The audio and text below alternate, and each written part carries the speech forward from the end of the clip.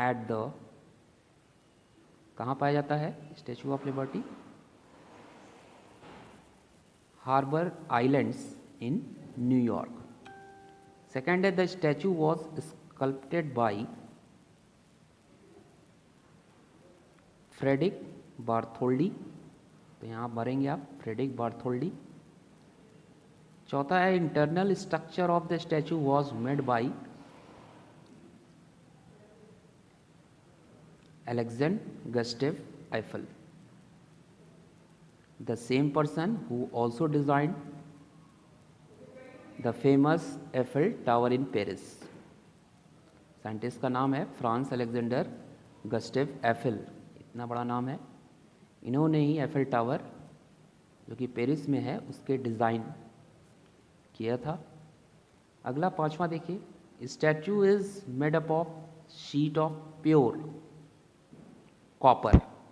Answer हो जाएगा यहाँ पे कॉपर फिल करेंगे। Copper hung on a framework of steel, जो स्टील का जो फ्रेमवर्क है, जो हाथ में क्या किया गया है, हैंग किया गया है, लटका हुआ है, वो कॉपर का बना हुआ है। The flame of the torch held in the hand of the female figure is coated in, जो एक महिला जो है क्या की है, हाथ में फ्लेम ली है टॉर्च का, ठीक है, वो किससे बना है? गोल्ड से बना है, तो यहाँ पे आप गोल्ड फिल करेंगे। The statue is about, statue कितना बड़ा है? तो about 151 feet tall with pedestal adding another 154, तो पहले में 151, दूसरे में 154। अगला है the tablet held in the left hand is made up of, एक महिला ने एक टैबलेट लेफ्ट हैंड में लिया है, वह किसका बना है? तो ये बना है स्टोन्स के, तो यहाँ पे आप स्टोन फिल करेंगे। अगला है the tablet held in the hand bears the date July 1776 in Roman numerals the day when America got independence from, तो आंसर है ब्रिटेन।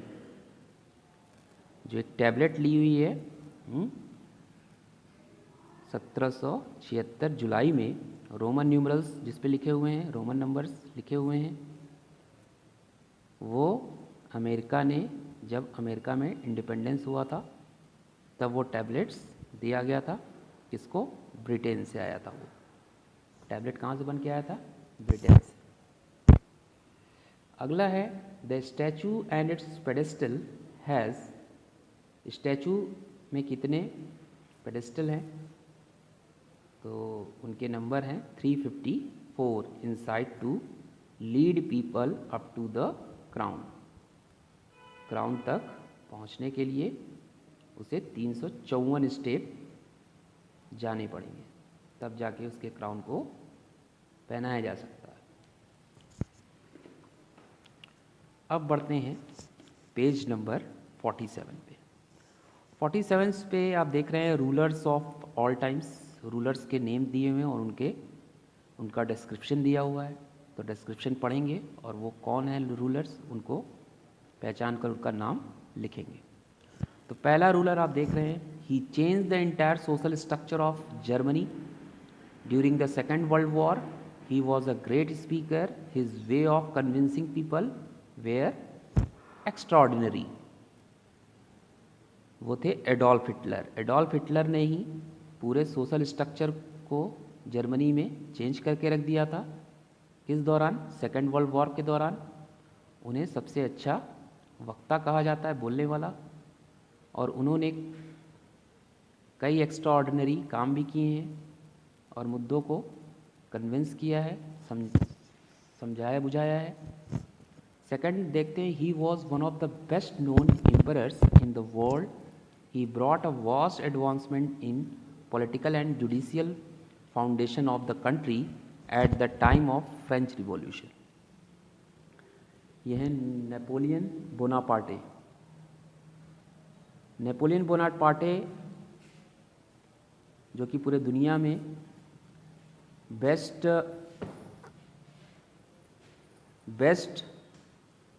जो हैं वो पूरे दुनिया में एम्परर हैं।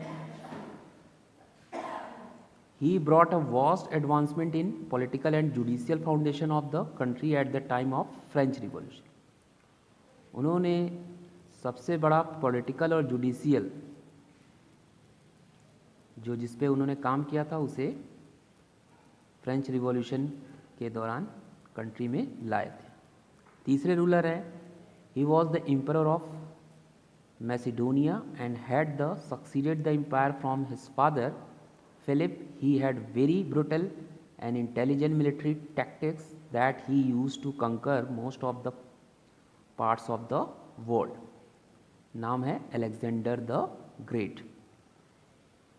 ये ऐसे एम्परर हैं जिन्हें मैसिडोनिया का मानते हैं।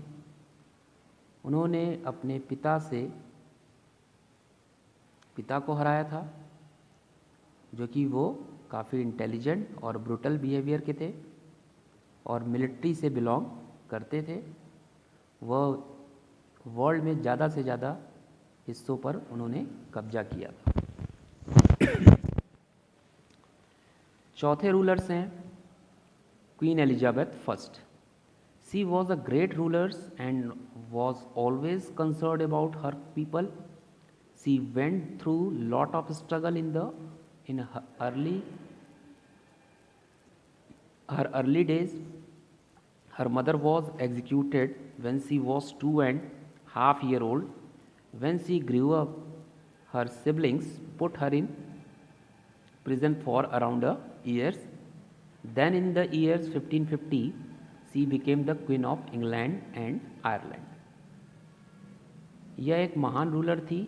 वे हमेशा अपने लोगों को समझा कर बुझा कर रखती थी। वे अपने शुरुआती दिनों में काफ़ी उन्होंने स्ट्रगल भी किया। उनकी माताजी जब वह 2 साल की थी, 2.5 साल की, तब वह एग्जीक्यूट कर गई। जब वह बड़ी हुई तो उन्होंने अपने जुड़े बच्चे को जन्म दिया और उन्हें 1 साल के लिए बंदी बनाकर रखा। तब उन्हें 1550 में वह इंग्लैंड की क्वीन और आयरलैंड की क्वीन घोषित किया गया। बढ़ते हैं पेज नंबर 48। पांचवें रूलर्स हैं Akbar. Akbar he was a great rulers of India. He was 3rd Mughal emperors. He ascended throne at the age of 13 only, and within around 2 decades he conquered and brought the entire northern and central India under his regime. His great military tactics and liberal ideas made him the most popular Indian rulers of all times. Akbar जो थे वो भारत के महान शासक थे। उन्हें Mughal emperor में तीसरे नंबर पर रखा जाता था। उन्होंने 13 साल की एज में कई युद्ध लड़े हुए थे। 2 डिकेड्स के अंदर ही उन्होंने नॉर्दर्न और सेंट्रल इंडिया के राज्यों पर कब्जा भी कर लिया। उन्हें महान मिलिट्री टैक्टिक्स भी कहा जाता था और वह लिबरल आइडियाज़ भी देते थे लोगों को, और वे सभी समय लोगों में काफ़ी पॉपुलर रूलर के रूप में जाने गए। अगला है Catherine. Catherine she was Russian empress who ruled the long period around 34 years. During the reign of the great empress, Russia emerged as a superpower in Europe. Her period is known as the golden era of Russian Empire and Russian nobility. Catherine जो थी वो Russian impress थी और वह long period तक उन्होंने काम किया, लगभग 34 साल तक। उन्हें रशिया का ग्रेट इम्प्रेस भी कहते थे। वे सुपर पावर उन्हें कहते थे यूरोप में। इसके अलावा उन्हें golden era of Russian empire भी कहा जाता था और रशियन नोबिलिटी। अगले 7वें जो रूलर थे नाम है जंगीज़ Khan. He was the most brutal emperor in the history of the world. He was the founder of the most continuous empire of the world, that is the Mongol Empire. He was successful in the conquering almost all part of the Central Asia and China, and he was an unbeatable military man and was very liberal in religious. जंगीज़ Khan जो थे वो काफ़ी brutal emperor थे history में, पूरे world में उन्हें उनका बिहेवियर जो था वो ब्रूटल था, क्रूर स्वभाव उनका जो था वो क्रूर प्रवृत्ति का था। उन्हें ने पूरे दुनिया में लगातार एम्पायर्स का काम किया। ज़्यादातर उन्होंने मंगोल एम्पायर्स का काम किया।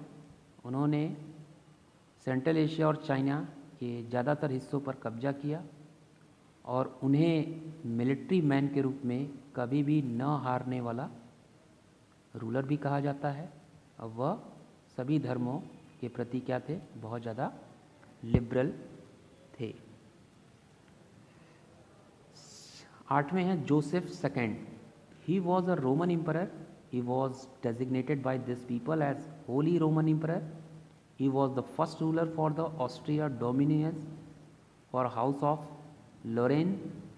He is ranked among one of the 3 most enlightened monarchs of the world. He did what was the best for his people.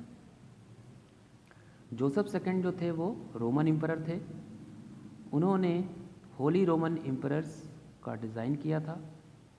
उन्हें ऑस्ट्रेलियन डोमिनियंस